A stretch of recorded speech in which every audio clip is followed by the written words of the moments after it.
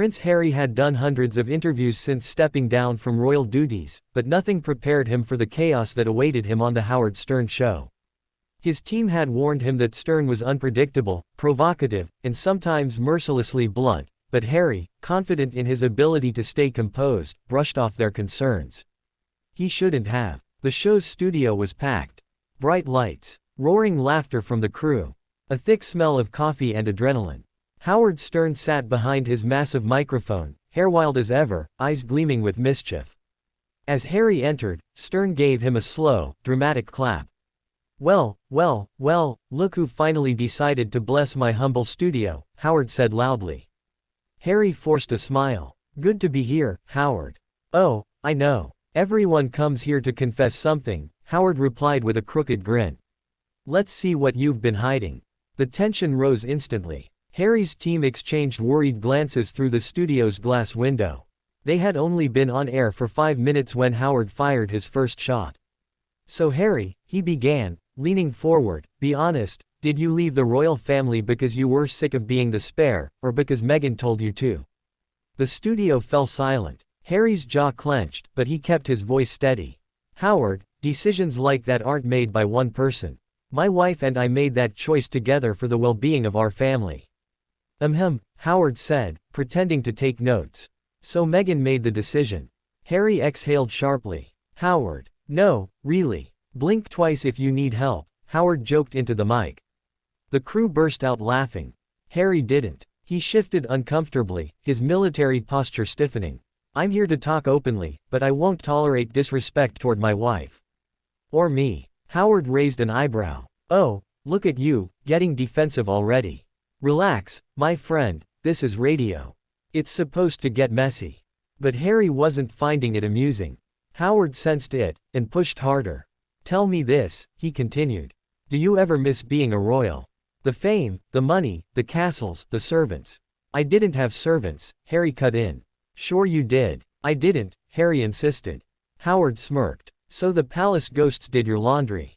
The crew laughed again. Harry forced a dry smile, but anyone watching his eyes could tell, they were losing patience. Howard didn't stop. "Let's talk about your book.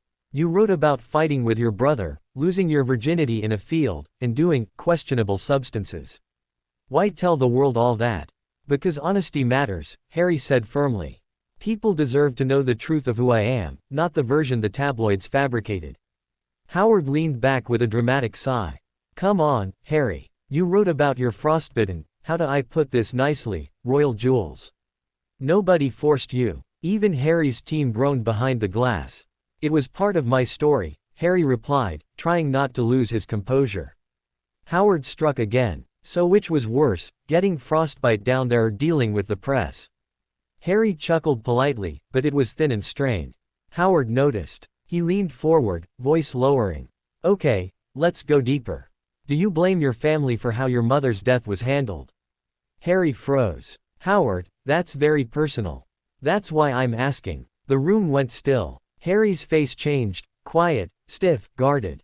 He took a long breath before speaking. "My mother's death is something I will always carry.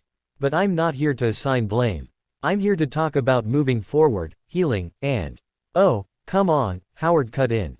"You've blamed the press 1,000 times. Surely you have a bone to pick with your family too." Harry's patience snapped. "This isn't a courtroom," he said sharply. "This is an interview, and you're pushing boundaries that don't need to be pushed." Howard shrugged. "My show, my rules." Harry sat up straighter. "And I have boundaries. You're ignoring them." Howard smirked. "Boundaries? On a radio show? What's next?" "Safe words." The crew erupted with laughter again. Harry stood up suddenly. Howard blinked. "Whoa. Sit down, mate. We're just getting to the good stuff." "No," Harry said, voice firm. "I'm done. Done. You're walking out." Harry stared at him, eyes sharp. "You're not interested in conversation, you're interested in provocation. I won't be used as entertainment at the expense of my family." Howard lifted both hands. "Hey, you came here knowing who I am. And now I'm leaving knowing who you are," Harry replied coldly. A stunned silence fell over the studio. Howard, realizing the cameras were still rolling, scrambled to maintain control of the narrative. "Hold on, security, don't let him leave yet. We still have 20 minutes. But Harry was already moving. A producer tried stopping him, but Harry brushed past. The last thing heard on the live broadcast was Howard shouting, "Prince Harry just quit the show.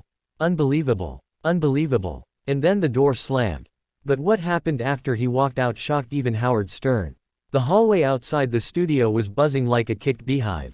Producers, assistants, technicians, everyone froze as Prince Harry stormed out with fire in his eyes.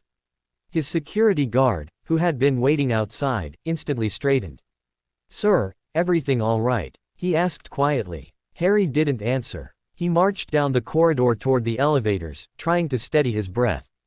The humiliation stung. He had expected tough questions, but not disrespect. Not mocking. Not the cheap shots aimed at the deepest wounds of his life. Behind him, the studio door burst open. Howard Stern's producer, Rick, rushed out. "Harry, wait. Just give us 5 minutes to reset. Howard will apologize on air."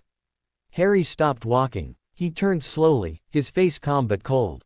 "An apology on air," he repeated. "To save his ratings. Or to show the world he can drag me back in front of a microphone like some circus act." Rick swallowed hard. It's just good radio." Harry shook his head. "No, Rick, it's exploitation." The elevator dinged. Harry stepped inside. But before the doors closed, a voice echoed down the hallway. "Harry." Howard Stern himself appeared, breathless, jogging awkwardly toward the elevator with his headphones still around his neck.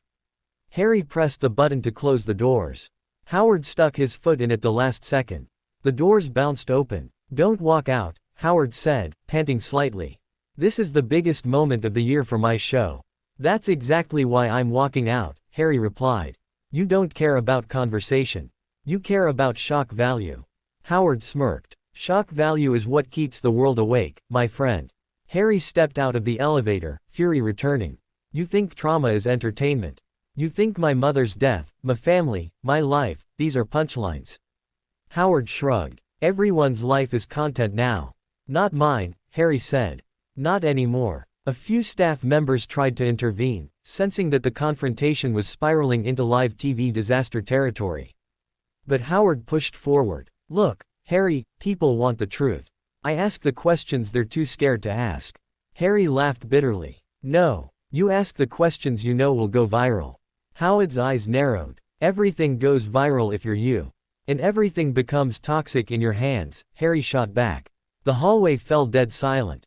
Rick had gone pale. A young intern was recording the entire exchange on her phone, trying not to be noticed. Harry saw her, and gently shook his head. She lowered the phone instantly, ashamed. Howard sensed he was losing control again. All right, he said, raising both hands. "Let's do something different. Come back in. I won't joke. No jokes, no teasing. Just honesty. You talk, I listen." "That's it." Harry stared at him. The offer sounded good, too good. Then Harry asked, "And what happens when the cameras are off? When the world's not watching? Do you still listen? Or do you turn my pain into next week's comedy monologue?" Howard didn't answer. He didn't have to. Harry already knew. He shook his head slowly. "Howard, you don't want my truth. You want my reaction." Howard's jaw tightened. "Don't flatter yourself, Prince."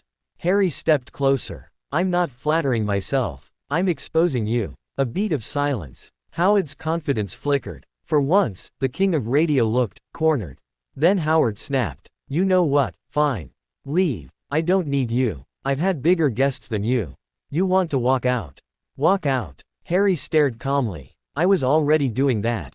He stepped back into the elevator. Howard yelled after him, voice echoing down the hall. "You'll regret this. You can't control everything." The doors slid shut. Harry pressed his palms against the metal walls, drawing a deep breath. His heart pounded, not with fear, but liberation. As the elevator descended, his phone buzzed non-stop. His team, his wife, his PR manager. The clip of him storming out was already online. Millions were watching. But when he stepped out into the lobby, a woman holding a mop paused mid-swipe and looked up. "Are you okay?" she asked softly. Harry blinked. Yes, I am." She smiled. "Good. Don't let loud men shake your heart, dear. Some of them just like hearing their own voice." Harry chuckled, a real laugh this time. "You're absolutely right." She shrugged. I clean messes all day. Some are harder than others. Harry nodded gratefully. His car was waiting outside. Cameras flashed wildly as he stepped into the cold air, but he didn't flinch. Not this time. He got in the car. "Home, sir?" the driver asked. Harry looked out the window at the chaos behind him, and finally felt light again. "No," he said. "To my family." As the car pulled away, Howard Stern's studio faded into the distance. Harry didn't regret walking out. He regretted ever walking in.